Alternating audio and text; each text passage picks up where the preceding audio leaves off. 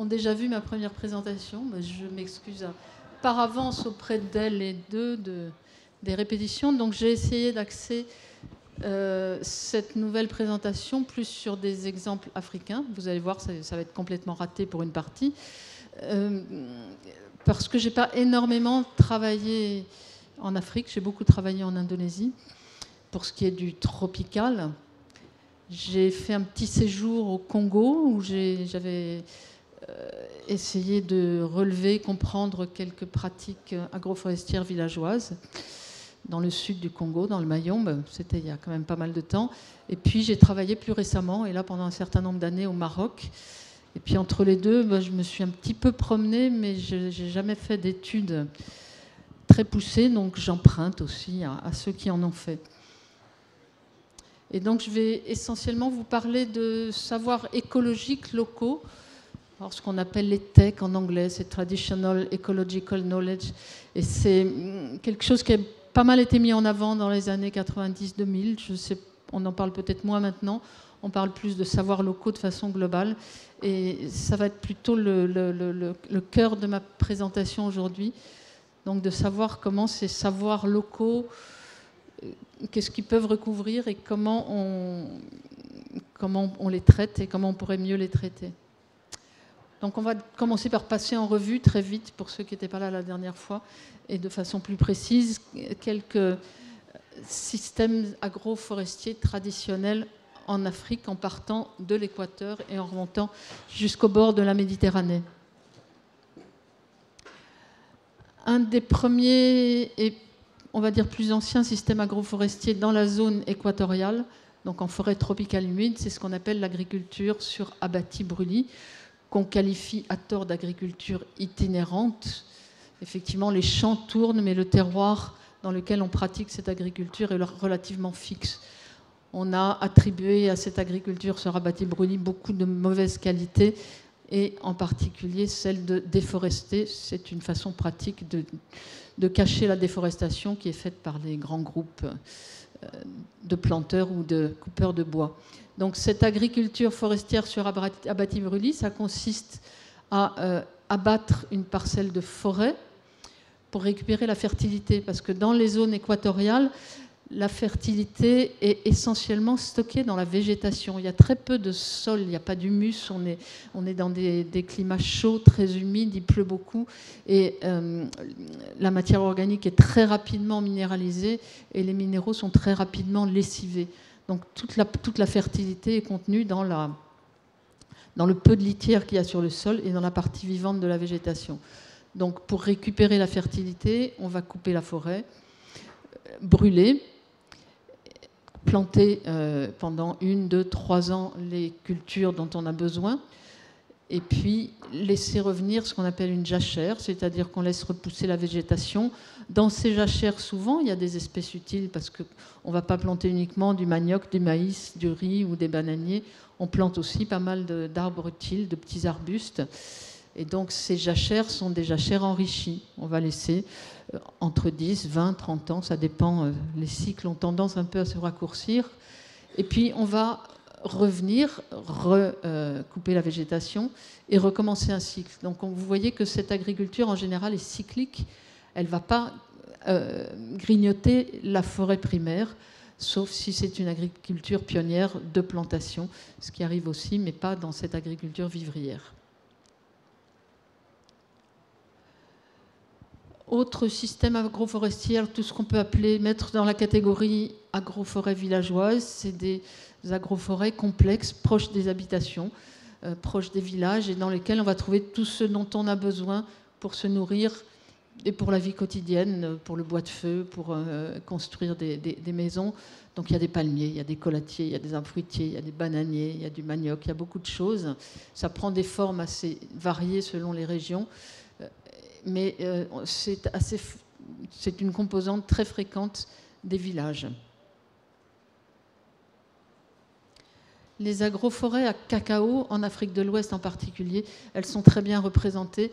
Le cacao, ce n'est pas du tout un arbre africain, hein, c'est un arbre d'Amazonie, mais c'est un arbre de sous-bois, je l'avais noté la dernière fois. Donc c'est un arbre dont la culture a été introduite en Afrique et qui est cultivé comme dans son écosystème d'origine, c'est-à-dire avec une couverture forestière, couverture arborée. Et cette couverture arborée, c'est soit de la forêt naturelle dans laquelle on a gardé les grands arbres ou certains arbres de la canopée. Ça peut être aussi des arbres utiles qu'on va exploiter, par exemple, pour le bois ou pour les fruits. On a beaucoup de systèmes qui tournent autour du palmier à huile. Et ça, on va trouver ça depuis le Sénégal jusqu'au Congo. Le palmier à huile, dont on a tendance à dire le plus grand mal, ce pauvre palmier, il y est pour rien. Hein. Ce n'est pas le palmier à huile qui est mauvais en soi, c'est vraiment la façon dont on va le cultiver. Et donc le palmier à huile en Afrique de l'Ouest et centrale, c'est une plante très importante dans l'économie villageoise.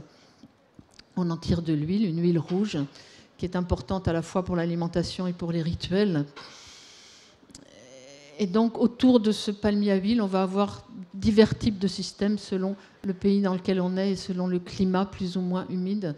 Moi, les agroforêts que j'avais vues au Congo étaient des agroforêts très riches avec palmier à huile, collatiers, beaucoup de fruitiers, des mangues de brousse, etc.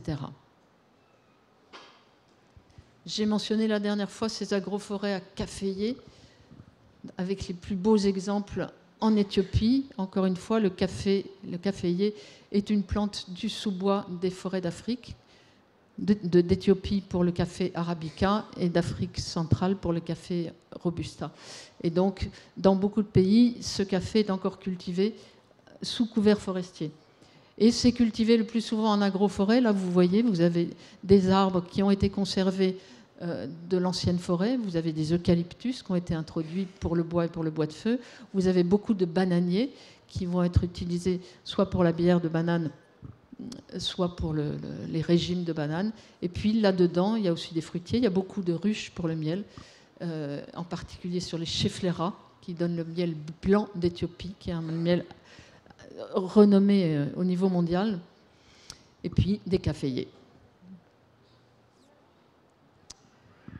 Un autre système à base de caféiers, mais pas uniquement, c'est ce qu'on appelle les jardins ou les agroforêts Chaga sur les pentes du Kilimandjaro en Tanzanie.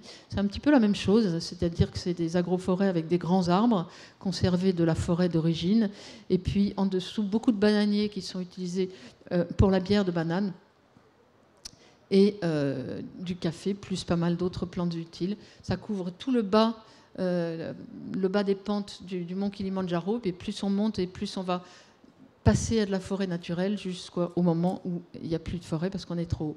Donc ça fait vraiment une ceinture, une espèce de zone tampon entre le haut des pentes, la forêt protégée, et le bas des pentes où on va faire plus de l'agriculture sur champs ouverts.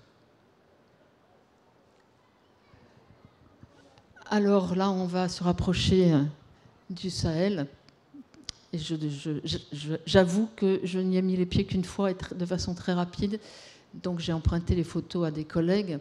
Donc c'est ce qu'on appelle les parcs sahéliens. C'est de l'agriculture qui est pratiquée dans une forêt très ouverte, qu'on appelle un parc, dans laquelle les arbres sont conservés, protégés, dont les germinations sont souvent protégées aussi.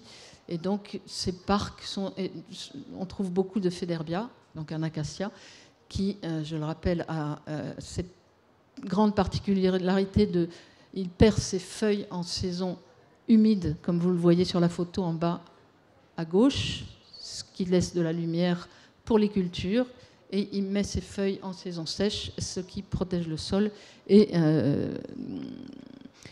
permet parfois de donner à manger au bétail. Il y a aussi le karité, je pense qu'il doit y avoir du niéré, mais ça, vous demanderez à nos collègues qui sont ici, qui en parleront bien mieux que moi. Et dans ces parcs, dans ces forêts sèches, on a aussi pas mal d'élevage. Alors d'élevage souvent nomade, ce sont souvent les pasteurs nomades qui oscillent entre le Sahara et les zones plus humides. Et ça c'est des photos que j'ai prises au Burkina. Hein. C'est la seule fois où j'y suis allée.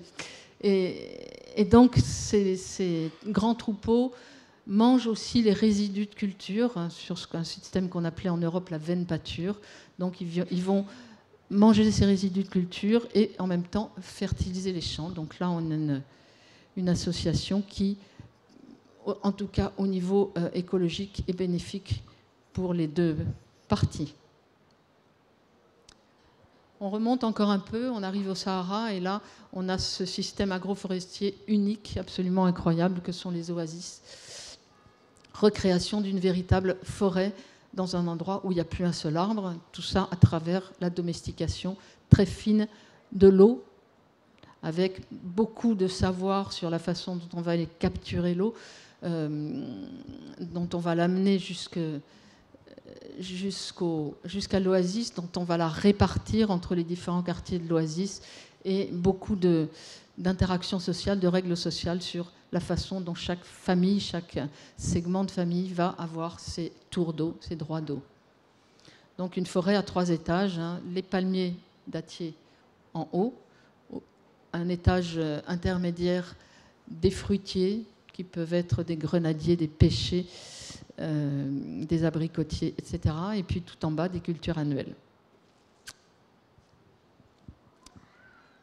On remonte un petit peu dans la montagne maghrébine, et là on est toujours au Maroc. Et donc il y a toutes ces associations très très diverses entre les cultures de céréales et les arbres. Donc en Méditerranée, et ça c'est important de le redire, hein, j'ai insisté là-dessus la dernière fois, mais la culture de céréales n'est pas du tout incompatible avec la présence de l'arbre. Évidemment, ce n'est pas une forêt dense, hein, les céréales ont besoin de soleil pour pousser, mais on peut, de façon très bénéfique pour tout le monde, envisager une association assez fine entre des céréales et des arbres sous divers types d'associations et de patrons paysagers. Et puis il y a tout le sylvopastoralisme, c'est-à-dire le pastoralisme dans des écosystèmes forestiers, ou l'agro-sylvopastoralisme. Et ce qu'on va remarquer ici, là on est encore dans les montagnes marocaines, en bas on a du pastoralisme dans des forêts de chênes verts, et en haut on est vraiment en altitude. C'est ce pastoralisme d'altitude avec des genévriers turifères. Ces arbres, vous allez me dire, mon Dieu, ils ont l'air un peu massacrés. On verra tout à l'heure à travers la façon dont les bergers traitent l'arbre que ces arbres, oui, ils sont taillés parce qu'ils sont abondamment mis à contribution pour du fourrage pour les animaux, pour du bois de feu, pour du bois de construction. Néanmoins, ça fait 800, 700, 800 ans qu'ils continuent à produire. Et donc cette taille, qui peut faire mal aux amoureux des arbres, permet aux populations de continuer à monter, permet aux troupeaux de se nourrir et permet aussi à l'arbre de vivre très longtemps. On y reviendra. Passons aux savoirs locaux. Donc, ce que je vais appeler savoirs locaux, ici, c'est beaucoup de choses. Je vais me consacrer essentiellement à des savoirs et aux pratiques associées qui concernent la façon de gérer soit l'écosystème, soit les arbres. Et là, on va encore une fois partir de l'équateur et remonter vers les zones sèches pour voir que les savoirs mobilisés ne sont pas tout à fait les mêmes selon l'écosystème dans lequel on est, mais qui sont tous d'une grande finesse et d'une grande richesse, et qu'on aurait beaucoup d'abord à s'émerveiller devant ces savoirs et à apprendre ce qu'on peut en retirer. Donc, je vais commencer par les savoirs locaux qui sont à l'origine de l'agroforêt, donc de systèmes agroforestiers complexes dans les zones humides, et en essayant de vous montrer comment ces savoirs permettent de créer, d'établir et de régénérer une agroforêt. Alors, comme je n'ai pas étudié ça en Afrique, je suis désolée, on va passer à l'Indonésie, mais on est vraiment on est vraiment dans le même type de savoir qu'on va retrouver en Amazonie, en Afrique équatoriale ou en Asie du Sud-Est. C'est des savoirs qui concernent le fonctionnement d'un écosystème forestier en zone tropicale humide. Donc on revient à cette agriculture sur abatis-brûlis. Vous voyez, on n'est plus tout à fait avec les mêmes populations, mais les paysages sont relativement semblables. Donc je ne reviens pas là-dessus, hein, c'est vraiment un cycle. Sur l'image du haut, on est au Laos, et vous voyez que le paysage qui est en arrière-plan, c'est vraiment ce paysage dans lequel l'agriculture fait son cycle. On n'a pas de forêt, entre guillemets, primaire, là. C'est des forêts qui sont de plus ou moins vieilles jachères et qui vont, selon les besoins, être abattues pour planter du riz. On voit d'ailleurs qu'il y a différents faciès dans cette forêt. Il y a des zones qui ont été abattues il n'y a pas longtemps, qui font des taches un peu plus claires. On le voit aussi en haut à droite, on est à Bornéo, donc en Indonésie. Et là, on a vraiment les 3 stades, si vous voulez, de l'agriculture itinérante sur Abati-Bruli, l'agriculture sur Abati-Bruli, pardon. Premier stade, installe cultivé avec le riz. Deuxième stade, on a arrêté de cultiver le riz. On est sur des jachères buissonnantes qui commencent à s'établir. Troisième stade, on est sur des vieilles jachères qu'on ira, quand ce sera le moment, qu'on ira couper. Et vous voyez, quand on coupe et quand on brûle, le sol n'est pas à nu. Hein. On brûle, on est quand même dans des zones humides, le bois n'est pas très sec, donc ça va brûler partiellement. Et dans ce brûlis partiel, on va planter le riz, puisqu'on est en Indonésie, le manioc quand on est en Amazonie, ou les bananiers et le manioc quand on est en Afrique centrale. Donc c'est ça qui va servir à établir l'agroforêt. Alors comment ? On reprend un peu les mêmes images. Donc vous partez de la parcelle qui a été défrichée, dans laquelle on a planté le riz. Et qu'est-ce qui se passe quand on veut établir l'agroforêt ? Eh bien, on va planter à l'intérieur du riz. On ne va pas attendre que tout ça soit fini. On va planter, donc on va mettre les petites plantules d'arbres à l'intérieur du riz. Pourquoi ? Parce que ça va protéger la plantule, ça va lui apporter de l'ombre, ça va lui apporter de l'humidité. Et la petite plantule, comme en général il y a 2 récoltes, voire 3 récoltes de riz, elle a 3 ans pour s'établir. Et ça, c'est essentiel. Si vous plantez la plupart de ces plantes tropicales qu'on trouve dans les agroforêts, si vous plantez ça en plein soleil, c'est fichu, ça ne marchera pas. Il faut qu'il soit protégé pendant 1, 2, voire 3 ans. Donc là, vous avez, dans le riz, là, le riz a été récolté. Là, on a planté un EVA. L'EVA, ça produit le caoutchouc, encore un arbre américain, qui a été adopté en Indonésie. Il a été introduit par les Hollandais au moment de l'époque coloniale pour faire des plantations. Et les agriculteurs forestiers s'en sont emparés très vite. Ils se sont dit, mais c'est super cet arbre. Parce qu'ils avaient l'habitude donc de mettre des arbres fruitiers dans leur riz. Et là, ils se sont dit, bah, et si on mettait l'EVA ? Et ça a très bien marché. Et très vite, ces agriculteurs forestiers sont devenus les premiers producteurs mondiaux de caoutchouc. Ça veut dire que les planteurs coloniaux étaient complètement à la traîne. Pourquoi ? Parce que c'est un moteur absolument incroyable, cette agriculture sur Abati-Bruli. Ça permet d'établir à moindre coût, un peu de travail, mais le travail est déjà quasiment fait puisqu'on a défriché, donc d'établir à moindre coût un système agroforestier. Vous voyez, ça c'est la première année, ça c'est la deuxième année, l'EVA, donc en haut à droite, l'EVA a poussé, et a poussé très vite, parce qu'il profite aussi de la fertilité qui a été dégagée par le brûlis. Sur cette photo-là, on n'a pas un EVA, on a un rotin. Il y a de très belles agroforêts à rotin à Bornéo. Le rotin, c'est un palmier liane, donc qu'on va planter pour vendre sur le marché asiatique.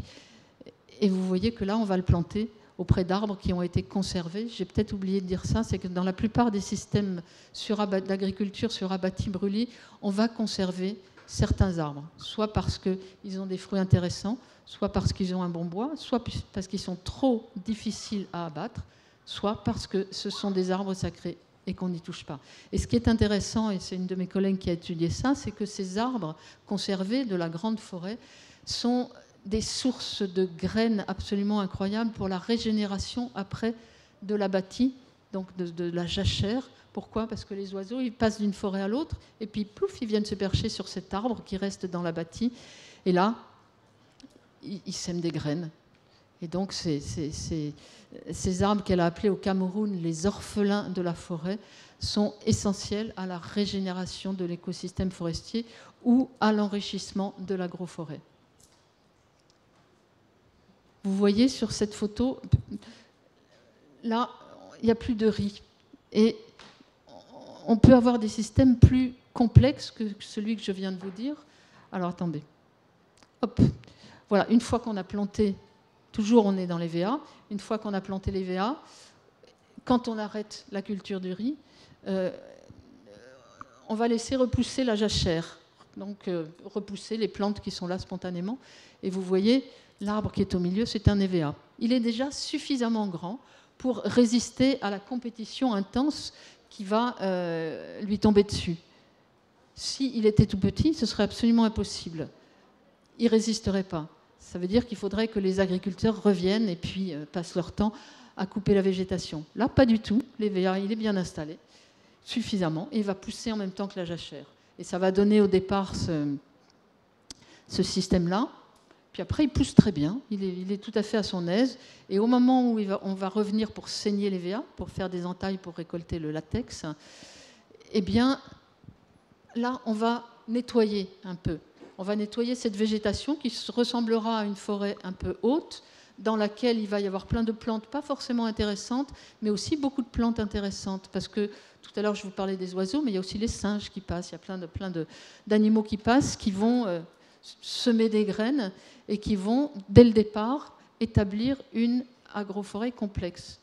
Alors, avec l'EVA, l'agriculteur va aussi planter des manguiers, des dourians, des arbres fruitiers qui l'intéressent. Et puis, les oiseaux, les singes vont aussi semer des espèces forestières. Et c'est comme ça qu'on va avoir une agroforêt avec, dès le départ, une biodiversité élevée. On ne va pas tout couper parce que c'est bien trop fatigant. Puis pourquoi faire? Pourquoi est-ce qu'on couperait tout? Donc, quand ils arrivent la première fois dans ces végétations pour saigner les EVA, on va juste défricher le chemin qu'il peut y avoir entre deux EVA et le reste, on laisse parce que ça maintient la fertilité du système. Voilà à quoi ressemble une agroforêt à EVA mature, on va dire. Vous voyez, les EVA sont plantés serrés. Ils se portent très bien. Là, vous voyez les traces de saignée avec le latex qui s'écoule. Et donc là-dedans, il y a une diversité absolument incroyable, à la fois végétale et animale. Je vous ai dit que ça pouvait être un peu plus complexe comme mode d'établissement. Il y a des arbres qui ont vraiment besoin d'ombre pour pousser, et pendant plus longtemps que 2-3 ans. Donc si on les plante dans le riz, ça ne marchera pas. Ça, c'est des arbres forestiers qui sont utilisés pour diverses raisons. Et donc, il faut penser à un schéma d'établissement un peu plus complexe que celui que je viens de vous décrire. Donc là, on va avoir une phase en plus. Là-dedans, on va planter du café. En même temps qu'on plante le café, on plante des arbres d'ombrage. Je vous ai dit, le café a besoin d'ombre pour pousser, pour produire. Donc, on va mettre du café, des caféiers et des arbres d'ombrage, des érythrines. Les érythrines, c'est une légumineuse, ça pousse vite. Et en plus, ça a des nodules fixateurs d'azote. C'est parfait. Voilà ce que ça donne au bout de quelques années. Donc les érythrines, vous voyez, c'est les arbres là. Ils ont poussé très vite. Les caféiers sont là. On va commencer à récolter le café au bout de 3-4 ans. Donc il y a un revenu qui rentre. Et puis quand tout ça est bien établi, on va planter ces plantules d'arbres qui n'auraient pas résisté dans le riz une fois qu'on a récolté le riz. Il y en a là, il y en a là. Quand on regarde, il y en a un peu partout. Et donc, dans le café, ces arbres-là vont pousser à peu près comme s'ils poussaient en forêt.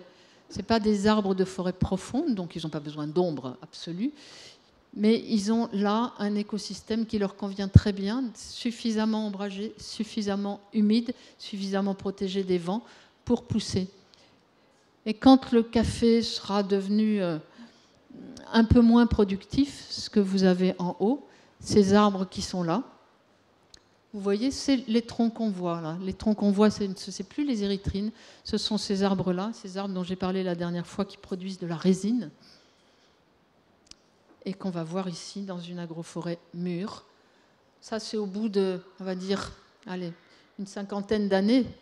50 ans, c'est pas grand-chose pour refaire une forêt. Là, vous entrez dedans, vous ne voyez pas que vous êtes dans une forêt, entre guillemets, plantée, dans une agroforêt. Tout le monde s'y perd, enfin tout le monde s'y trompe, pardon. Même les forestiers professionnels, on les a amenés là, ils ont dit « Ah, c'est quoi cette forêt? On n'est pas loin d'un parc national. » On leur a dit « Mais regardez, ce n'est pas une forêt, c'est une agroforêt. » Ils ont dit « Mais non, ce n'est pas possible. Les paysans sont trop stupides pour arriver à planter cet arbre que nous, forestiers professionnels avons essayé de planter depuis des années. C'est un bois tout à fait intéressant. C'est un méranti. Ceux qui ont construit des maisons connaissent peut-être le méranti. C'est un bois qui est très exporté, donc très exploité. Et les forestiers des services professionnels en Indonésie ont essayé de planter cet arbre. Grande plantation. Ils n'y sont pas arrivés. Pourquoi ? En particulier parce qu'ils ont planté l'arbre au soleil. Ça a cramé tout de suite. Et aussi parce qu'ils n'ont pas amené, je vous renvoie à l'exposé de Marc-André Sellos, ils n'ont pas amené les mycorhizes qu'il fallait. Or là, les pépinières villageoises de ces arbres-là, pour faire les pépinières, on va chercher de la terre en forêt. Il y a déjà les mycorhizes dedans. Donc ils ont tout juste, et les forestiers ont tout faux. Ils ont planté dans des conditions qui permettaient à l'arbre de se développer. Ils ont ramené du sol de la forêt, et ça pousse très bien, et ça pousse très vite. Aujourd'hui, de cette agroforêt qu'on appelle la dammar, ces arbres-là sont des dammars, il y a 80 000 hectares. Ce n'est pas des petits jardins, ce n'est pas anecdotique, c'est 80 000 hectares d'agroforêt paysanne à dammar. Il n'y a plus de dammar en forêt naturelle. Bon, de toute façon, à Sumatra, il n'y a plus de forêt primaire. Donc l'essentiel de la production de dammar qui est exportée provient des agroforêts paysannes. Les forestiers ne veulent toujours pas y croire. Ils disent, nous, on a essayé, ça ne marche pas. Vous nous racontez des blagues. Ils sont en train de saigner des arbres qui sont des arbres de forêt naturelle. Vous voyez qu'on est dans un écosystème très riche. Il y a des plantes, il y a plein de plantes de sous-bois, il y a des lianes, il y a des tas d'espèces. Certaines sont utiles et récoltées, d'autres non, mais ce n'est pas grave, on n'a pas besoin que tout soit utile dans la vie. Et dans cet écosystème à peu près forestier, mais je vous réserve la surprise pour plus tard en fait. Voilà. Alors une fois que c'est implanté, comment on fait ? Parce qu'il va falloir maintenir tout ça. Il y a deux solutions. Pour les VA, on coupe tout et on recommence un cycle. Bon. Pour le dammar, parce que c'est beaucoup plus long, on ne va pas tout couper. On va gérer ça comme on va jardiner. On va là se servir des trouées. Il y a toujours des arbres qui tombent, donc ça fait un peu de lumière.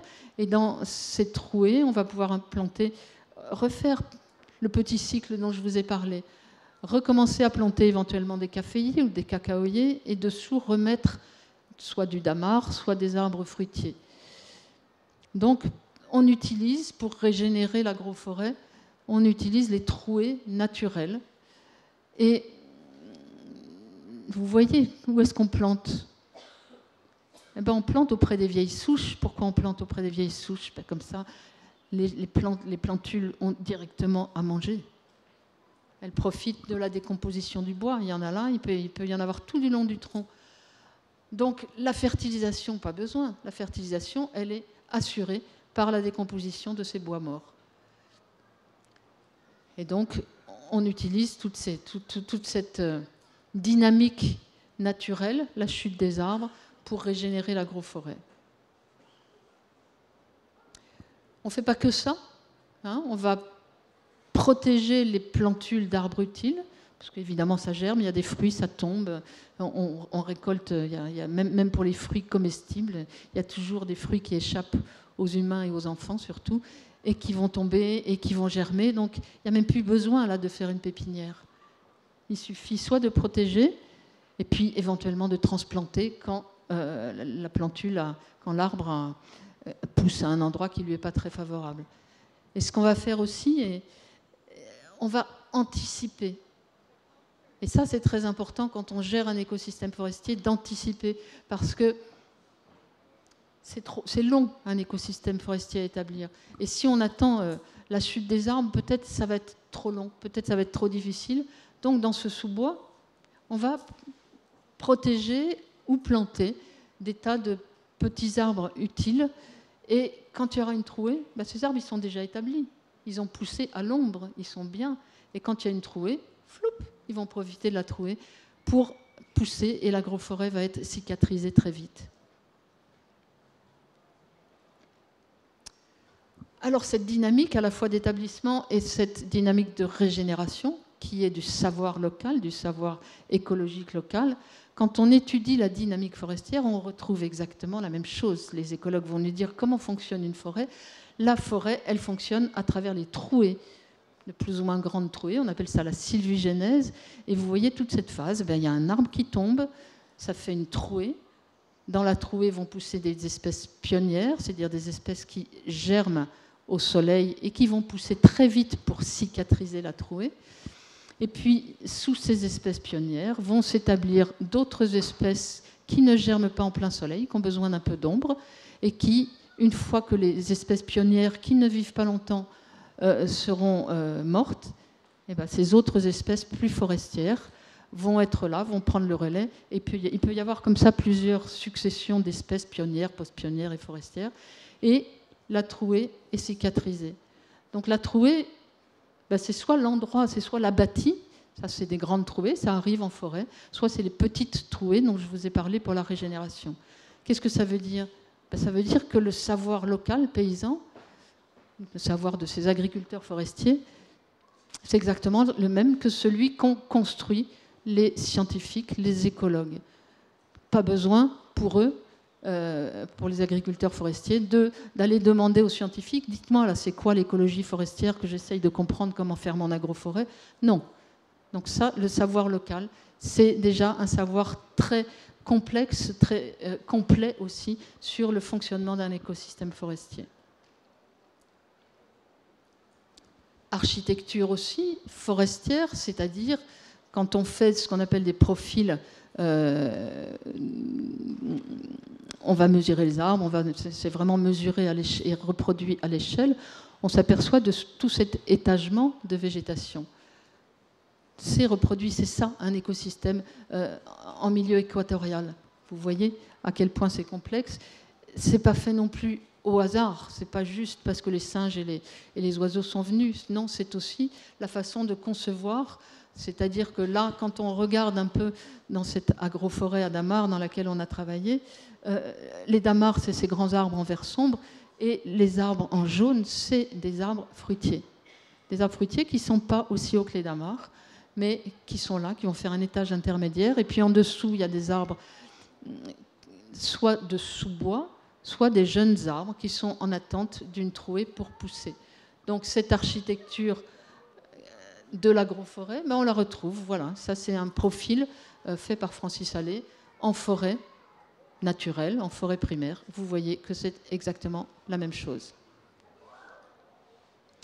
Donc là, on va avoir une complémentarité dans la dimension verticale et dans le temps, parce que dans tout cet étage du sous-bois, il y a des arbres qui sont en attente. Tous ces arbres-là, ils ont des âges différents. On n'est pas dans une plantation de sapins Douglas où tout le monde a le même âge et tout le monde a la même forme. Vous voyez, là, il y a énormément de formes différentes et il y a des arbres d'âge très différents, comme dans un écosystème forestier que vous avez ici. Dans l'agroforêt, on a reproduit aussi quelque chose qui est typiquement de l'écologie forestière, c'est-à-dire la diversité, très grande diversité et complémentarité entre les espèces, entre les formes. Ben oui, il va y avoir des grands arbres, des petits arbres, des émergents, des arbres de canopée, des lianes, des buissons, etc., etc. Et puis des cycles de vie. Il va y avoir des arbres qui poussent vite, d'autres qui poussent moins vite. Et tout ça, dans ce système complexe, qu'est-ce qu'on retrouve ? Comme on va retrouver, comme ce qui existe en forêt naturelle, du mutualisme, de la coopération, à travers les mycorhizes, mais bien au-delà, à travers toutes ces interactions qu'il peut y avoir entre les plantes et puis entre les plantes, la faune et la microfaune. On a un paysage que je qualifierais de naturel, et on en parlait hier avec Ernst. C'est quoi le paysage naturel dans la plupart des régions du monde ? C'est une forêt. Les prairies, c'est très rare d'avoir des prairies de façon naturelle. Oui, en Europe, il y a des zones de steppe. Mais en particulier sous les tropiques humides, c'est impensable d'imaginer un paysage dominé par une herbe. Si vous voulez un paysage dominé par une herbe, si vous voulez faire de la rizière partout, il va falloir travailler, empêcher les arbres de s'installer. Même chose dans nos prairies, dans les prairies abandonnées dans le Massif central en France. La mauvaise herbe, c'est quoi ? C'est du bouleau et c'est du pin, des arbres. Donc, on est dans un paysage naturel, c'est-à-dire un paysage boisé, mais il est naturel aussi parce que dans ce paysage, il y a des faciès différents. il y a des faciès ouverts, il va y avoir des clairières, il y a des rizières, effectivement, il va y avoir des faciès de forêt mûre et des faciès de forêt en croissance, comme dans une forêt naturelle. Et tout ça donne quoi? Donne une biodiversité élevée. Donc la biodiversité, c'est intéressant, ça permet à l'écosystème de fonctionner, c'est complètement lié. Ça procure aussi énormément de produits pour les humains, beaucoup d'aliments, des matériaux pour construire les maisons, pour faire des tas de choses, du bois de feu. Vous avez vu aussi des produits qu'on peut vendre. Et puis il y a toute une flore et toute une faune sauvage qui n'est pas gênante, qu'on va garder là. Il n'y a pas d'idée de se dire, mais là, on a des parasites, on va les supprimer. On a des prédateurs, on va les supprimer. Pas du tout. Tout ça vit en harmonie comme dans un écosystème forestier. Et donc, la petite anecdote de tout à l'heure, c'est que dans notre agroforêt à Damar, pour essayer de convaincre les forestiers que c'était des systèmes intéressants qui devaient être protégés, c'est-à-dire on est sur des terres forestières, hein, au niveau foncier c'est compliqué, mais en Indonésie, toutes les terres forestières, c'est-à-dire tout ce qui n'est pas à Java, en gros, appartient, c'est domaine forestier de l'État.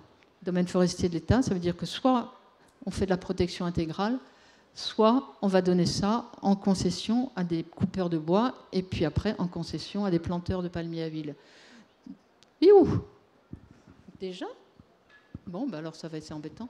Et donc, voilà, dans une de nos études, on a trouvé des traces du rhinocéros. Le rhinocéros, il avait disparu de la région depuis très longtemps. J'avais pas une heure? Ah, ben j'ai prévu pour une heure. C'est embêtant, j'ai plein de choses intéressantes à vous dire encore. Bon. Allez, encore un petit peu. Hein? Donc, voilà, ce qui est intéressant, c'est qu'il n'y a pas cette notion qu'on a aujourd'hui de plantes invasives. Les plantes invasives, c'est souvent des plantes cicatrisantes. Il faut se mettre ça dans la tête.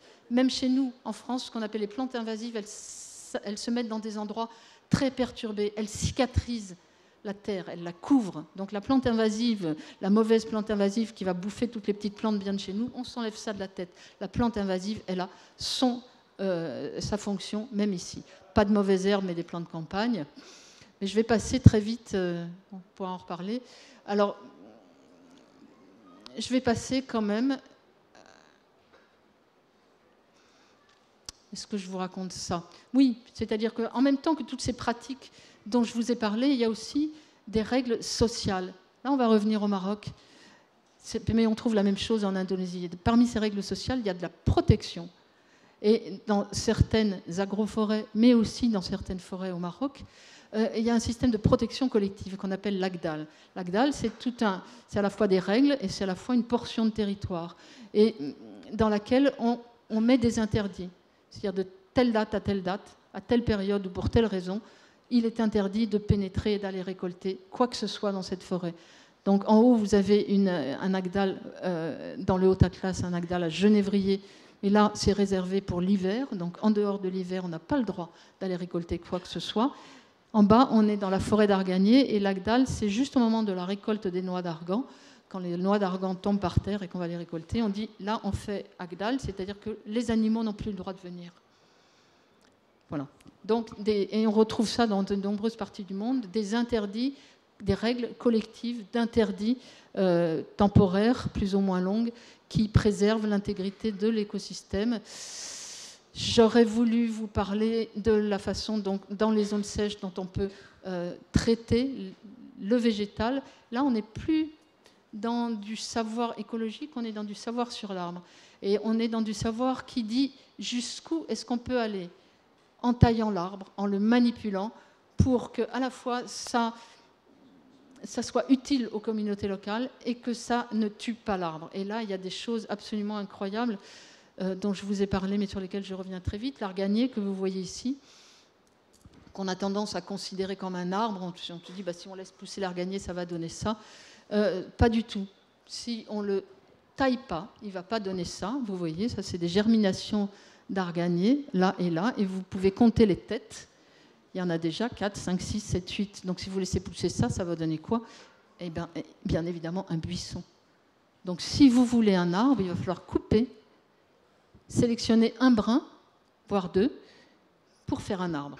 Et puis il va continuer à rejeter, hein, cet arganier, il est quand même têtu. Et donc il va falloir revenir, couper les rejets, couper les petites branches qui vont pousser, jusqu'à ce que votre arbre soit suffisamment établi pour avoir un tronc et un houppier. Alors pourquoi est-ce qu'on a besoin d'un arbre? D'abord parce que ça donne plus de fruits. Hein, l'arganier, c'est un arbre fruitier.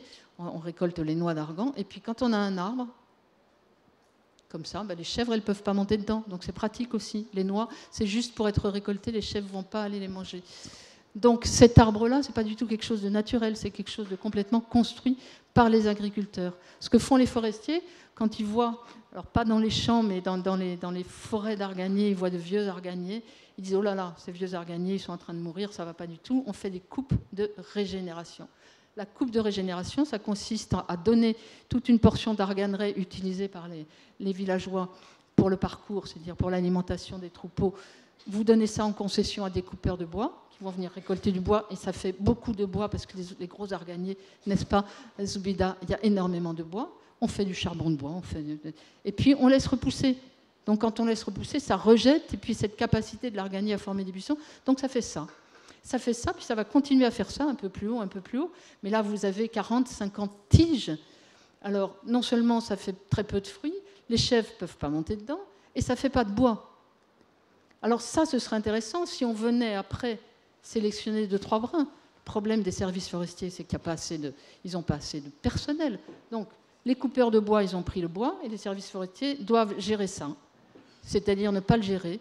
Et on passe d'une forêt qui donnait divers produits à quelque chose qui reste très longtemps improductif. Bon, on a la même chose sur l'acacia. La trogne, on a vraiment beaucoup parlé de la trogne, donc diverses formes de trogne, je n'insisterai pas.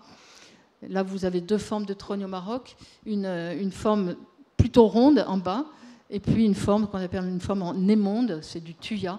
Et là, c'est coupé, les branches sont coupées sur le côté. Alors, la trogne, c'est pour alimenter le bétail, fourrage foliaire. Ça peut être aussi pour produire des perches.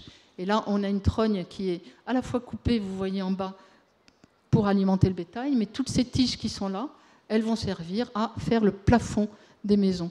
Elles sont toutes calibrées, c'est ça qui est intéressant. Donc, quand on va donner couper pour donner le fourrage aux animaux, en même temps, on va récolter les petites branches qui poussent sur ces tiges. Donc, elles vont continuer à pousser vers le haut. Elles ont toutes le même calibre, et au bout de...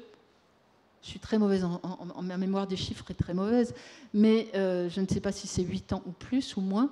Bref, tous ces rejets auront le même diamètre, la même hauteur, et ça tombe bien, c'est juste le diamètre qu'il faut pour faire les plafonds. Donc vous voyez 2 exemples de ça. Vous voyez diverses formes de trogne. Donc là aussi, on a des tiges, mais là plus pour faire des poteaux. On a besoin de tout, et la trogne peut fournir à peu près tout ce dont on a besoin. Sans tuer l'arbre, au contraire, vous avez là en haut un pistachier de l'Atlas qui peut faire des arbres absolument énormes, et plus vous les taillez, et plus ils sont gros, et plus ils vont produire. J'avais parlé de ça aussi, greffer sur des arbres sauvages, c'est très important. C'est des pratiques qu'ont les agriculteurs pour établir soit des oliveraies, soit d'autres arbres. Marier les troncs, là il faut absolument, je prends encore 3 minutes. Marier les troncs, c'est quelque chose d'absolument unique pour l'instant, certainement pas unique dans le monde, mais en tout cas, ça a été étudié donc, par 2 collègues, Mohamed Ali Friki de l'Université de Marrakech et Didier Genin de l'IRD. On est sur des plateaux karstiques, c'est un frêne, le frêne dimorphe, et il y a quelques frênes dimorphes qui poussent naturellement, mais ça ne pousse pas beaucoup.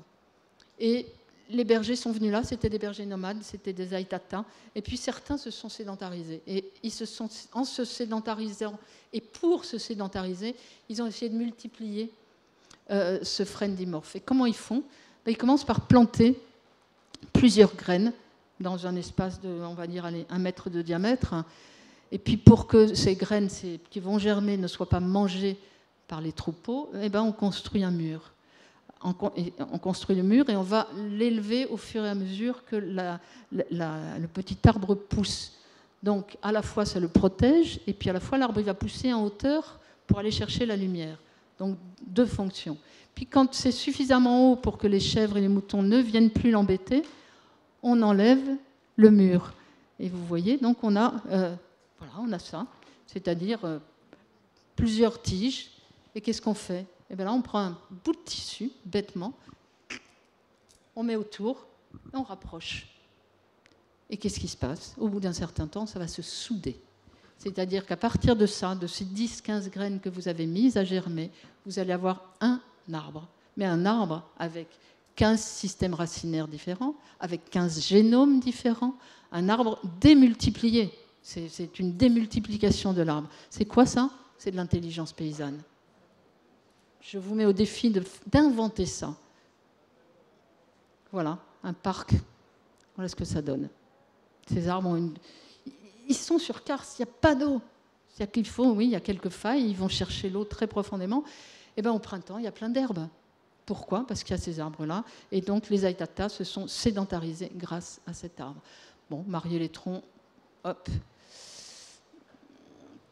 J'ai pas le temps et puis je m'y connais moins, mais dans les autres pratiques, savoir sur l'arbre, eh bien, il y a tout ce qui est de l'ordre du mythe, des rites, des systèmes de parenté. Il y a énormément d'arbres remarquables qu'on intègre dans les parentés, qu'on va appeler oncle, qu'on va appeler grand-père. Les vieux arganiers au Maroc ont des noms.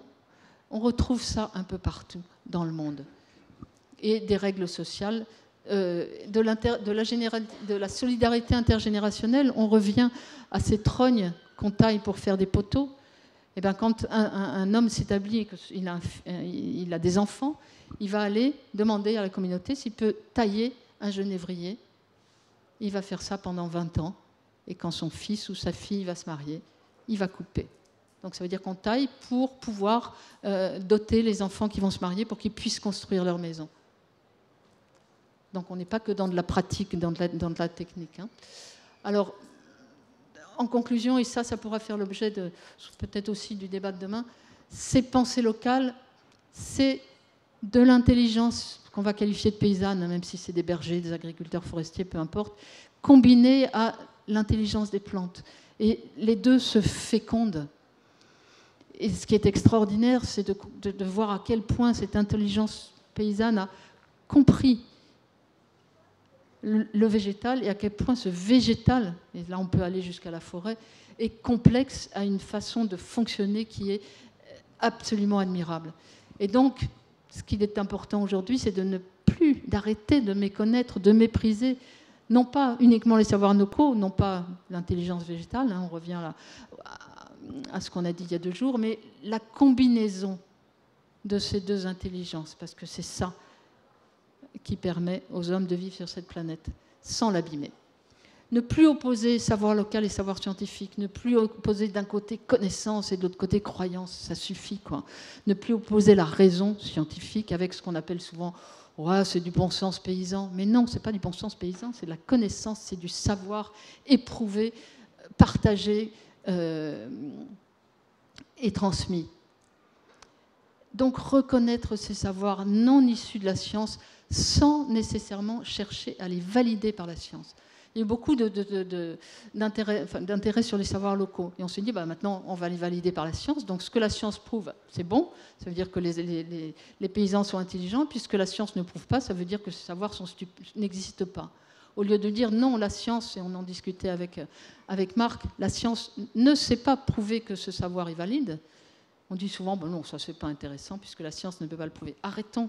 C'est 2 types différents de savoirs. Et ce qui est important, c'est d'arriver aujourd'hui à mobiliser tous ces savoirs disponibles. Ne plus opposer cette approche rationnelle et cette approche sensible dans les façons locales de gérer l'arbre, la forêt, l'agroforêt. Il y a énormément de ce qu'on va mettre dans l'approche sensible, si vous voulez. Et puis, ça peut aller jusqu'à de l'art, ça peut aller jusqu'à c'est très diversifié. Et donc, qu'est-ce que ça veut dire? Ça veut dire on a aujourd'hui besoin d'accueillir dans le monde, dans la science, toute la diversité des manières d'être au monde, de sentir le monde. C'est-à-dire pas uniquement avec notre petit cerveau, mais avec tout le reste, avec notre émotion, avec notre sensibilité, avec nos croyances.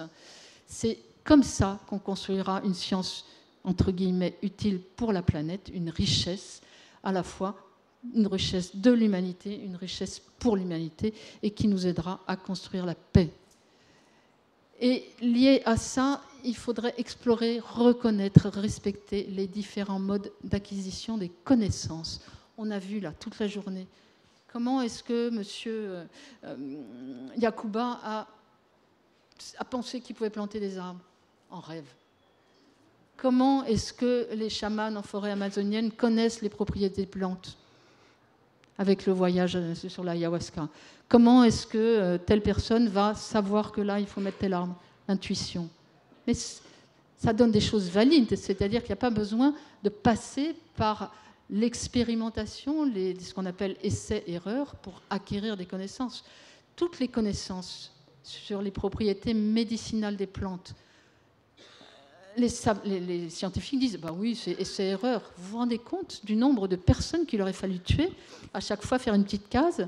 Ah, amidiphaluide, ah ben non, désolé, ça ne marche pas. C'est impensable. C'est absolument impensable. Les propriétés médicinales des plantes ont été acquises par d'autres moyens que par l'expérimentation scientifique. J'en suis persuadée, c'est une évidence. Donc il faut reconnaître et apprendre de ces différents modes d'acquisition des connaissances et se dire, mais est-ce que nous, on pourrait revenir à ces modes d'acquisition des connaissances? Ce qui vient par les rêves. Mais les Grecs, ils n'arrêtaient pas de rêver ce qu'il fallait qu'ils fassent. Voilà. Et c'est ça que moi j'appelle cette nouvelle mondialisation. Parce que c'est une mondialisation. Si on échange tout ça sans savoir un savoir qui domine les autres, quelle mondialisation heureuse. Je vous remercie.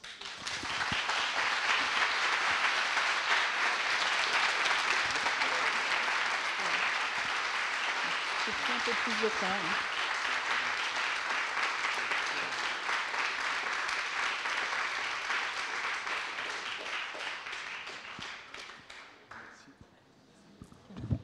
Non, c'est bon. Merci Geneviève. On va faire les questions-réponses pendant la table ronde, si tu veux. Hein? D'accord.